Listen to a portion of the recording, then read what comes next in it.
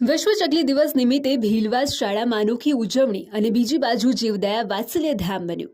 ચકલીઓનું ઘર ચકલીઓ ગાયબ થતા ચકલી પ્રેમીઓમાં ચિંતાનો વિષય છે.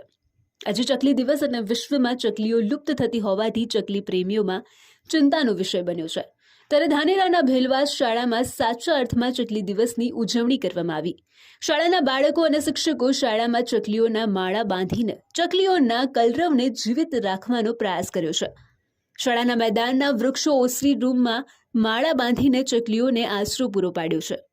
નાના બાળકો વચ્ચે હવે ચકલીઓનો કિલકિલાટ જોવા મળશે. બીજી બાજુ જીવદયા વાત્સલ્ય ધામમાં પણ અનેક ચકલીઓના માળા અને ચકલીઓ યથાવત છે. ચકલીઓ ધીરે ધીરે લુપ્ત થતી હોવાનું સામે આવ્યું અને એના માટે ક્રાગીટના જંગલો અને વૃક્ષોનો નાશ કરાયો. ચકલી હંમેશા કાંટાળા વૃક્ષો અને ઘરના ફોટો પાછળ જોવા મળતી હતી, જે આજે નાશ થઈ રહી છે. ઘરના આંગણામાં પડેલી રેતીમાં નહાતી હતી જે ચકલી, અને આજે આંગણા પાક્કા થતા ચકલીઓ પણ મૂંઝવણમાં છે કે અમારી રેતી કોણ ખાઈ ગયું. આંગણામાં ચકલીઓનો ખિલખિલાટ જ ઘરની શોભા હતી અને આજે એ જ શોભા ગાયબ થઈ ગઈ છે. વિશ્વ ચકલી દિવસની સાચી ઉજવણી કરાવી જ હોય તો ચકલી માટે તમામ વ્યવસ્થાઓ કરવી પડશે. બાકી ચકલીઓ ક્યારેય ઉડી જશે એ ખબર બી નહીં પડે, અને આવનાર આપણી પેઢી ચકલીઓના ચિત્ર જોશે અને કહેશે કે પહેલા આવી ચકલીઓ હતી. આજે વિશ્વ ચકલી દિવસ છે. એ નિમિત્તે ગુજરાતની ઘણી બધી સંસ્થાઓ નિઃશુલ્કપણે ચકલીઓના માળા, ચકલીઓ માટે પાણીના પરબનું વિતરણ કરતી હોય છે. તો આપણે એક નાગરિક તરીકેની ફરજ છે કે આપણી લુપ્ત થતી જે ચકલી છે, આપણા ઘરનું જે પક્ષી છે, એને બચાવવા માટે આપણે પણ આપણા યોગદાન આપીએ. તો આજુબાજુમાં જ્યાં પણ આવા ચકલીના માળા કે કુંડા મળતા હોય ત્યાંથી લાવી અને આપણા ઘરે લગાવીએ અને ચકલીઓ માટે દાણાની વ્યવસ્થા કરીએ. અને સાથે સાથે ચકલીઓ કઈ રીતે બચી શકે એના ઉપાયો આપણે વિચારીએ. એક રેડિયેશન મુખ્ય મુદ્દો છે કે રેડિયેશનના કારણે 5G અને 4G જે ટાવર આવ્યા છે એના કારણે ચકલીઓ લુપ્ત થઈ છે. પણ સાથે સાથે બીજા પણ મુદ્દાઓ છે જેનું આપણે ખાસ ધ્યાન રાખીશું તો ચકલીઓની સંખ્યા ચોક્કસ વધશે. ચકલીઓને તમે જો ગામડામાં જોયું હોય તો આપણે જોઈએ છીએ કે ચકલીઓ રેતીમાં સ્નાન કરતી હોય છે. તો આપણા ઘરની આસપાસ અથવા આપણા ઘરના બગીચાની અંદર કે રોડ ઉપર જ્યાં પણ જગ્યા મળતી હોય ત્યાં આપણે પેવર બ્લોક કે RCC ન બનાવી દઈએ અને ચકલીઓ માટે ખુલ્લી જગ્યા રેતી રાખીએ, જેથી ચકલી એમાં રેતી સ્નાન કરી શકે અને પોતાના શરીરને જંતુમુક્ત રાખી શકે. અને ચકલીઓ માટે આપણે પાણીના કુંડાની પણ વ્યવસ્થા કરીએ, જેથી ચકલીઓ પાણીની અંદર સ્નાન કરે.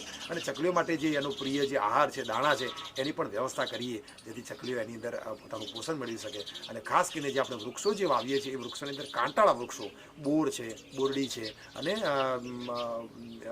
કાંટાળા જે બાવળ છે એ આપણે વાવીએ તો ચકલીઓ એની અંદર પોતાના માળા બનાવશે અને અન્ય પશુ પક્ષીઓથી એને પોતાનું રક્ષણ મળશે અને આ રીતે ચકલીનું સંવર્ધન થશે. તો આપણે સૌ આ મુહિમની અંદર જોડાઈએ અને ચકલી જે લુપ્ત થઈ રહી છે એને આપણે બચાવીએ. હું વચ્ચે છું ગામ મોડાનું, રબારી માલીભાઈ ચમનાભાઈ રબારી.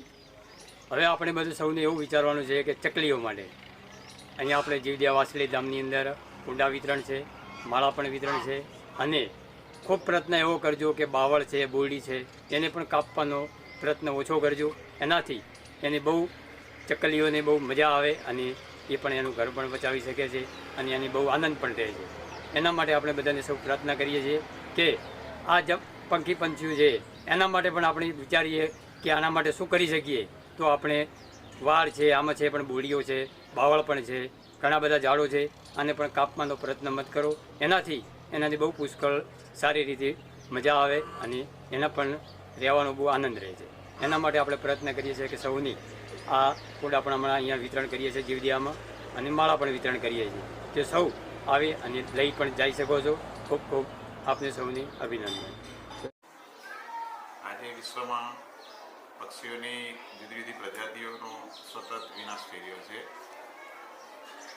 ઈસવીસન 2010માં નેચર એવર ઓફ ઇન્ડિયા અને SOS એક્શન સોસાયટી ફોર ફ્રાન્સના સહયોગથી 2010 માર્ચના રોજથી ચકલી દિન ઉજવવાની શરૂઆત કરવામાં આવી. આજે આપણા ઘરાંગણાના પક્ષીઓ છે, જે કબૂતર છે, નાની ચકલીઓ છે, એની જાતિઓ વિલુપ્ત થઈ રહી છે. ત્યારે અમારી ભીલવાસ પ્રાથમિક શાળામાં છેલ્લા 10 વર્ષથી અમે ચકલી દિવસની ઉજવણી કરીએ છીએ. અમારી શાળામાં લગભગ જુદા જુદા 50 પ્રકારના વૃક્ષો છે અને ઇકો ક્લબ અંતર્ગત લગભગ 20 થી 25 પ્રકારની ઔષધિઓ આવેલી છે.